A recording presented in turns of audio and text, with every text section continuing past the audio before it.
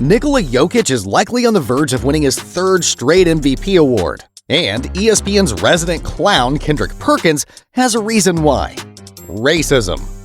On First Take, the controversial NBA analyst suggested MVP voters foster bias toward black players by pointing out that only Dirk Nowitzki, Steve Nash, and Jokic have won the award since 1990 without finishing in the top 10 in scoring. What do those guys have in common? I'll let it sit there and marinate. You think about it. The TV program decided to release an apology. In one of the episodes, the show's host Molly Karam issued a statement live. I want to correct something here from yesterday's show. When Kendrick Perkins said 80% of NBA voters for the MVP award are white. The NBA publicly announces the voters each year, and after review, it is clear the panel is much more diverse than what was portrayed by Kendrick Perkins, and we wanted to make sure that we corrected that today. It wasn't the first time Perkins shaded Jokic recently. The 2008 NBA champion also accused Jokic of stat padding to help himself average a triple-double. Kendrick Perkins tweeted about the clip, defending himself. "Last year I was a coon," Perkins said. "This year I'm a racist." Well, damn. Which one is it? It's neither. I call out facts, and not afraid to address the elephant in the room.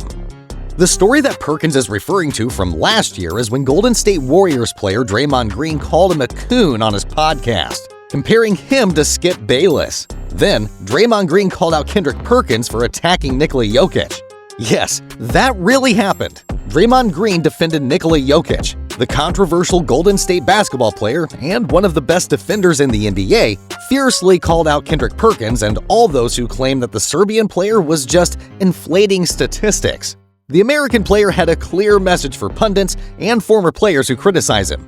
He recalled an incredible fact, which is that Denver had 29 consecutive victories when Nikola has a triple-double performance. The end of last season is also included in that number. The story of his stat cramming is ridiculous. You don't get that many games in a row with a triple-double by making up your own stats. At some point during those 30 matches, it would have to catch up with you, Green began. He especially stung Perkins.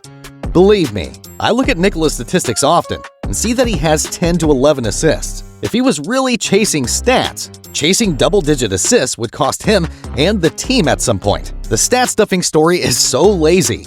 You have nothing else to say. And then you say something like that just to say something. That's lazy. Man, just dissect the game.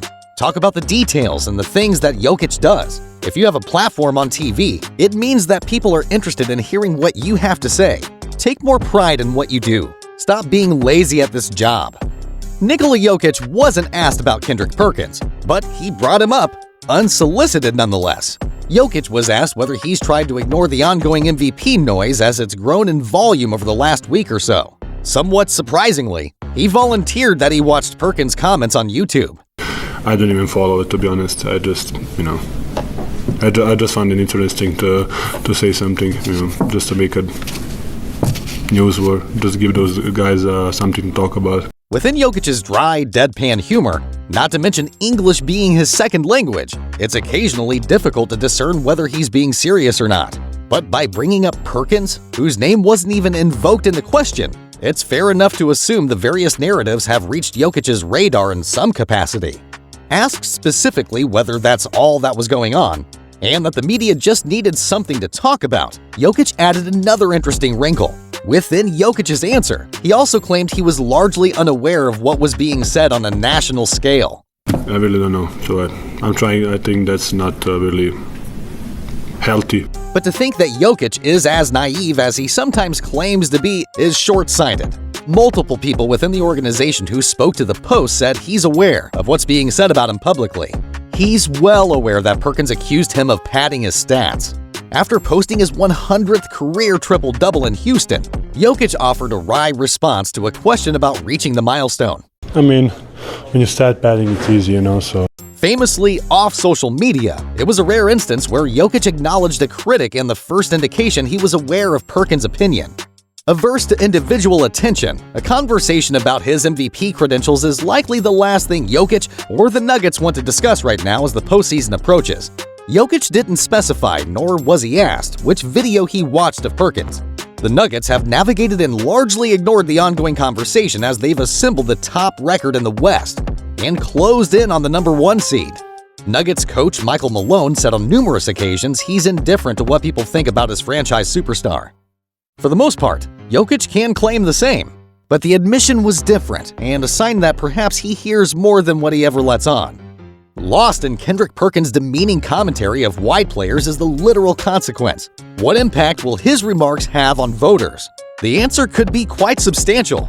The narrative that white voters propel undeserving white players to MVP status is bogus. Only 5 white players have won the MVP during the last 33 seasons. White voters don't make up close to the 80% of the voting pool Perkins purports. Moreover, the 5 white MVPs deserved the award during the seasons in which they won, as Nikola Jokic does this year. The narrative is without merit, but a narrative it now is, and narratives supersede facts. Thereby, it's conceivable Perkins' commentary could influence voters, particularly white voters, or at least force them to think twice before casting their vote for the player most deserving. White sports writers are hardly the most fearless of men. Most just want to fit in, feel accepted, and go where the wind blows. They fear nothing more than someone calling them a racist, be it via a baseless claim, as most claims of racism are. White NBA writers ooze with guilt as they cover majority black locker rooms for corporations that prioritize diversity over success. No joke. ESPN chairman Jimmy Pitaro called diversity priority #1 inside ESPN. And there's no better way to avoid the daunted racist label, an oft-career death sentence in media, that proving that you are not a racist. In fact, sometimes it's required. Voting for a black player over Jokic is perhaps the best means to prove you are not an R-word. After all, each MVP is public. Look at me, I voted for Embiid. I'm not a racist. Cowardly white voters could say to themselves when they vote against Jokic, it's safer to vote for the wrong player than risk being the subject of Perkins' next rant. Voters work for outlets like USA Today, CBS Sports, ESPN, and Bleacher Report, all of which are frightened of the mob on Twitter. White voters will be particularly careful this year. They know Perkins' lie about the races of voters will result in various long-term white writers losing their votes in the name of diversity. It would seem as if Perkins is an architect of a master plan. The racial frenzy he ignited could result in the outcome he prefers, a black player winning the MVP award. It's unlikely Perkins executed such a strategy, or any strategy. More likely, he just wanted to say something interesting on television and use his distaste of white players impeding on an overwhelmingly black league as a talking point. He had no idea his anti-white comments would manifest into discussions on cable news and bits on TNT. The Perkins saga will sway votes. The question is whether Jokic's skin color will be enough to deter him from his 3rd straight MVP. Nikola Jokic is looking to become the 4th player ever to win the MVP award in 3 straight seasons, joining NBA legends Wilt Chamberlain, Larry Bird, and Bill Russell. The Serbian native is averaging 24.7 points, 12 rebounds, and 10 assists per game, leading Denver to the best record in the Western Conference so far this season. Hope you enjoyed the video, guys. Do you think Jokic is the MVP, or does someone else deserve it more? Let me know in the comments section what you think.